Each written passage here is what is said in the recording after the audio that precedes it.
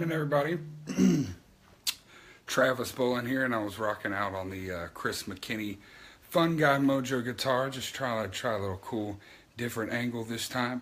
I'm going to go ahead and take the camera off here, switch it, and place it on the stand, and we'll get right to it today.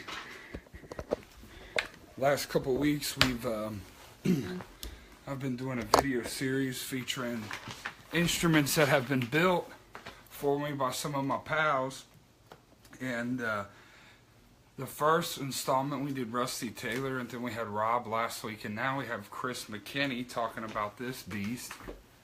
This is the Funguy Mojo, the HBS 009. This is number 9 in a series that Chris will talk about a little bit more. This has 2016 on it. I think I've almost had this going on 3 years, and I did hot rod it with this Lace. That's actually a Lace Matchbook Pickup. I just put it in a book of matches. I need to plug my phone in here so we can get Chris on.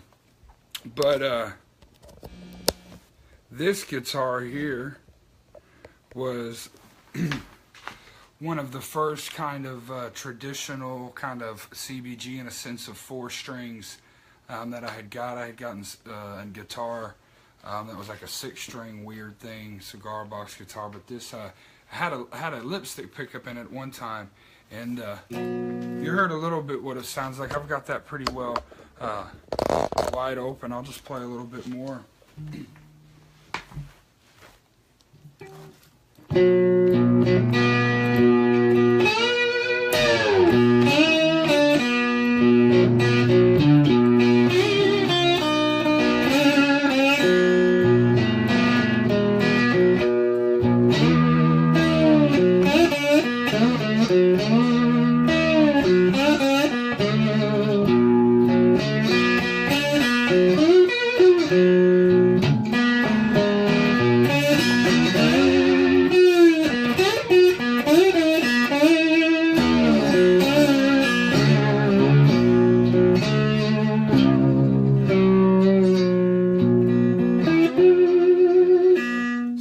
Good tone to it. A really cool instrument. This is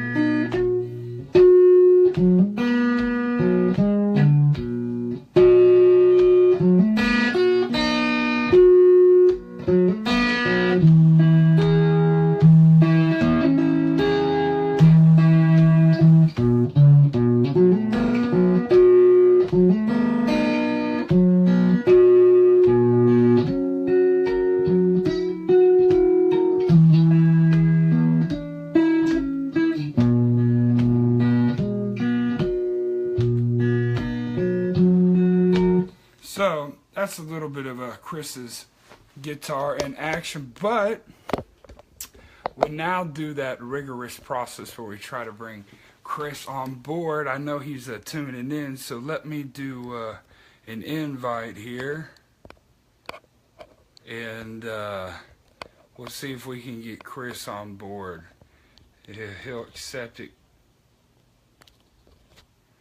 Alright, so we've sent Chris an invite. Now, Chris, if you see that, or if you want to get on there and try to put yourself on the video, then it'll send me a request saying that you'd like to be on the video, but I did just send you a request.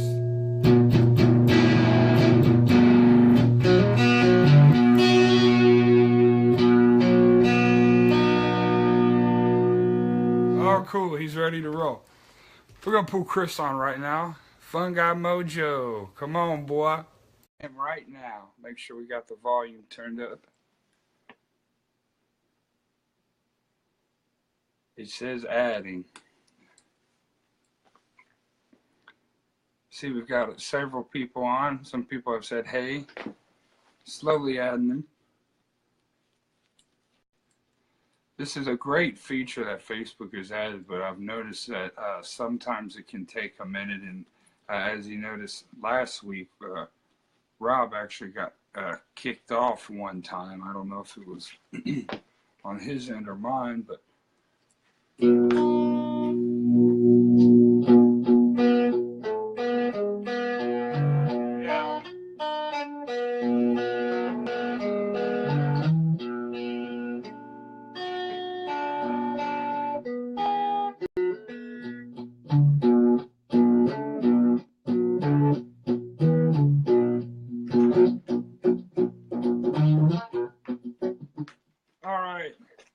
says Chris didn't answer. Let's try it again. Yeah.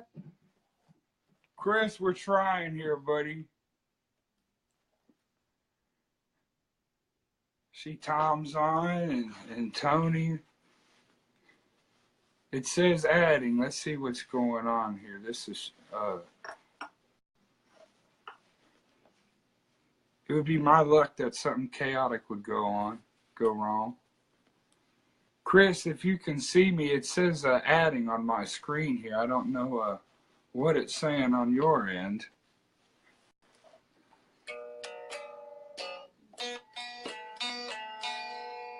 Now it says connect. Oh, there it is. There we go. There he is. Oh, how you doing? What's happening, buddy? Oh, not much. Same old stuff, man. Oh, good to see you, man. You too. You too. Well, I was lucky enough to, see you, a couple months ago, but it had been a while since I saw you, so it was good to see you. Yeah, you too, man. We don't see each other enough. Yeah, you're on the other side of the damn country, man. Yeah, how's Nashville anyhow? It's doing pretty good. When I'm here, I have fun. Right on, right on. So yeah, this is what I got here. This is a 2016 model now. Yeah. The HBS. Now I remember what that stood for, but I can't right now. That's Hotbox Pro. So this is the ninth one of those. Yes. That's what this is documented at. And I like how you have that. I don't know if they can see it with the shadow, but it's actually stamped in there, Yeah, it's all stamped in, and we got a little stamp for that. Yeah, that's really cool. I like that. It's just a little added cool flair, So it's tough to remember putting those numbers on all the guitars, though. I think there's quite a few out there that don't have them. Yeah, there's a couple I forgot to sign or number or something, but it happens. So I got this at NAMM. It's almost been 3 NAMMs ago because Summer NAMM's going to be happening in June. And this guitar's been to Australia with me and several other spots. And, I carried it around. It's looking at it now, you see some of the battle wounds on the thing. It's like I lost the fret marker and I got some nicks. But, it's been a playable and sturdy guitar. I mean, it's good to know. And good to know. It's been around a while now, yeah. And I just like I like kind of that I've beat, like how that's doing. Just the added mojo. You got to get that character worn in there. Yeah. That's the added mojo to the Funguy Mojo. That's it. So this is the headstock. We'll get into the guitars behind you and some of the new stuff at some point, but. So tell us, what got you into making your cigar box guitars? All right. Well, guess it all started with a blues band that I founded or co-founded back in 2007, I believe it was. Hey, I graduated high school that year. Oh, wow, man. Now I'm feeling old. But yeah, we formed this blues band. I started researching the blues. Started looking into all the old blues masters and just watching YouTube videos. And somewhere along the line, I ran into a video of it was Richard Johnston. Oh yeah. And playing his Lobo. Yeah. And I was like, wow, what is that? And I discovered the Lobo, and that led to the cigar box guitar. And I was like, I could build one of those. I went to art school. I was a musician and a carpenter. Yeah. It was a match in heaven. Yeah. So not too long after that, I built my first. And I started playing it in my band. People were like, I want one. Just spiraled from there. Now, do you, what was your kind of the first couple you made? What was the kind of design of those? Because you kind of see where people, obviously, as you make them, some people get way better at it as they go. And I think, that's kind of what you're trying to do, is always improve, your technique. And so describe, how maybe some of the first ones, were they neck through or were they neck on top? I remember they were all neck through. Yeah. Actually, the first one wasn't much different than the one you have. Yeah. But it was virtually unplayable as far as intonation and the setup goes. You could play it really mean with a slide, but if you wanted to fret something out on it, forget it. Yeah. You know. Now, but you each know, one has gotten better and better and better over the years. I did a boo-boo on this one, and I put some really thick MFers on it and was tuning it to open E. Uh-huh. How did act like that? Well, you know, I can play it, but, you know, it's all good. But, you know, me being a man, you know, fail to read instructions because you send all the nice little notes with yours for suggested tunings and string gauge, and me, you know, being, you know, I put it on there and then you take it halfway across the world. But you know, I still play it, and I put a Lace pickup in there as soon as they sent me one of those over, just to, because how you had this build, it was really simple to put that, you know, replace that in there and just give it a little bit more beef. And I still have that, actually, that single coil pickup. I think John Granger, I don't know if you know Lucky Box Cigars. He's here in Tennessee. Oh yeah, yeah. He's gonna work on something funky for me where I'm gonna reincarnate that lipstick and put it back. Oh, cool, man. So cool. You know, right on. So it's still being used for something for me. So, all right. So I think, is this an oak neck? And you think? What do you think? I think that one's.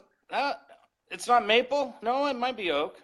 We stopped doing the oak a long time ago because they'd warp if you put too much tension on them. The maple works a lot better. Well, I know that you know, especially since seeing you a couple months ago and just seeing, you know, the stuff that you've grown to in just the last couple of years. Pull something from back there behind you and show them. Like, I wanted to one show them this old logo. You did this was you know, you hand burnt that, but now you've got like a brand stamp. Oh yeah, we got a whole new headstock on. Yeah, I like that, which is the actual logo. That's really rad, man. Yep.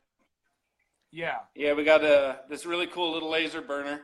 That's right. We just burn it on these little discs, and then we inlay the disc into the headstock. It works great. Sick. Yeah, show that thing off real quick. This is these are some of the latest models. This is the Avo. It's got the Delta Bucker in it, tone and volume. Pretty basic. That neck looks great. This one's got a maple neck. I don't think yours has any of this. No, that's before the heels. Yeah, yeah. I mean, it's got a curvature in it, but I got a vintage Funguy Mojo. You do? Yeah. You do. Yeah. They've come a long way since that one. I mean, it's great, man. It's great. I love the colors. All that looks really nice. Thank you. Yeah. Yeah, I like this one. I almost want to keep this one. That's why I have it in my house. Yeah. What other ones you got back there? Let's see the ones with let's see a 6-string here. Yeah, this is a 6-string. I just did 2 of these for this company. This is something that we do, is we'll do custom graphics on the boxes for people. Yeah. This is Benstown Radio. And they do voiceover work and stuff for all the big radio stations across the country. And they sort of hand these out as rewards, sales rewards to their sales reps. So we've built, I think we're up to 46 of these now. Wow. What number are you on altogether, you think, Chris? Oh, I was thinking about this the other day. It's hard to keep track of all of them. Yeah. But I would mid-hundreds. Yeah. That's where I'm putting it since I first started. How many years ago? At least 400. How many years ago was that? That's since 2008 when I first built my first one. The company was founded in 2009. Yeah. I mean, you're really like, you know, out of the guys that, you know, I know or who have built, I mean, you're one of the guys who's been in the game a minute for sure, you know, and obviously you can just see how things have developed. Just, I mean, I'm just looking at, you know, 2 years ago and, you know, I fell in love with this thing and, you know, I suckered you into giving me this. I ain't going to lie to you. You know, I saw remember that day. You're like, is that a lefty? Yeah, you had that, and my eyes got so big. Like, I was just the happiest kid, and I was like, I got to figure out how to get this. I'm going to play the hell out of it. And you know, and I was so happy, and, you know, I still am. it's like what I've said to other people. You know, people have built me things, and you know, as long as they're always different, you know, and you know, like this is the only 4-string I have. You know, Yeah. so the others are 3-string, and you know, like I have Rusty's is a 3-string with this pickup. Yours is a 4-string with this pickup. So it's, you know, it's totally different to where it's, you know, everybody can get some stage time, you know. Right. Yeah. So, Hey, you got to have one for all occasions there. yeah, exactly. 3, 4, It's like, 6. you know, I gotta get me a black tie affair one next, you know. Do you have a 1-string, a diddly bow? I have a diddly bow that I beat around on, that I take with me that I made sometimes. It's okay, it's cool. it's You gotta have one of those in your arsenal too, man. first aid kit. So cool. yeah. So I mean, this definitely a lot of growth, and you know, just in such a short time. So I can imagine, you know, if I would have met you 5 years ago, where things would have been, and how, oh yeah, you know, when I would have saw this, it's like, you know, sometimes, you know, I'm getting better at it myself. You know, I still build, you know, the really kind of Neanderthal root stuff, because I also believe in that aspect. Yeah, absolutely. But, you know, every once in a while you get a call, or, you know, there's somebody that you see or something, and you're like, all right, it's time to, you know, whip out your best, you know, and you know, take it all the way. And you're definitely doing that with, like, I mean, that 6-string, especially with the being able to customize it, and, you know, I mean, that's rad. I think we're the only ones that we put this glaze finish. I don't know if you can see it in the camera. Yeah. But I haven't seen too many people. See, I remember when you had some out there, and when I met you like that, and this one didn't, but I was glad it didn't, because I wanted to. Yeah, you like yours roughed up. Yeah, I'm a little rough on things, so you know, might as well. I mean, you know, I'm a blues man. This ain't no bullshit, you know. So it's like, sorry my language, everybody, but that's straight up. But you know. Yep. They're roots instruments, and that, yeah, you know, there should be some aspect of, you know, got to keep the history alive. Of course, guys like you are doing it well. I'm trying my best, man. Does anybody have any questions for Chris? I mean, we've had several people online. I haven't been able to really watch any of the comments. Yeah, Rusty's talking about the one he gave me. I busted the output jack on it at a show. I stepped on the cord, and I just, you know. Oh no! But on break, I'm like taking a beer can opener. I'm getting the screws undone. I'm pulling the back thread bolt off and putting it on the front, you know, just to keep going. So it all worked out. But, yeah, I'm pretty rough on stuff. It's kind of, you know, my nature, you know. So, but yeah, Chris. I mean, I don't want to take up too much of your time. I like to keep these about 30 minutes or so. I did tag your reverb page in the post here, your reverb. Oh, nice, yeah. I saw you had some instruments posted on there. And y'all check out Funguy Mojo online on their Facebook page. They got an Instagram, an Etsy. Instagram's probably the best for pictures and stuff. Yeah. And there's he has that one guitar that you did all the wood burning on. Oh, yeah. That was sharp. Guitar. That was sharp. You should post a picture of that in the comments when we get done here. I will. Okay. People see some of that. But I'm gonna just let you go. I mean, I you know, not too many people give too many details about the process, because obviously we don't give all the trade secrets, you know. But you know, it's the thing is, everybody has their own little things, you know, like your headstock, how it cuts like that, even how you've done it now, you still kept that. You just made cut. No, the 6-strings don't the have the 6-strings don't. But I'm saying, like, how, look at like the headstocks, you know. Yeah, it's the same cut, you know. It's just you've added on to it, just made it awesomer. So, all right, I think we're gonna add on to them a little bit more and start putting stripes in it. And different inlay. We're getting into inlays now. And so cool. We're gonna get fancier. Yeah, man. All right. Well, I'm gonna go ahead and let you go, and I'll probably play a little bit more of this. And make sure you post a picture of that guitar that you wood burned into the comments there, all right? Will do. Thanks, All right. man. Talk to you soon. Thanks for having me, Travis. Good talking to you. Appreciate you. Be good, man. You too. Thank you. All right, so that was a little bit of Chris McKinney. I hope you guys enjoyed a little bit of his story.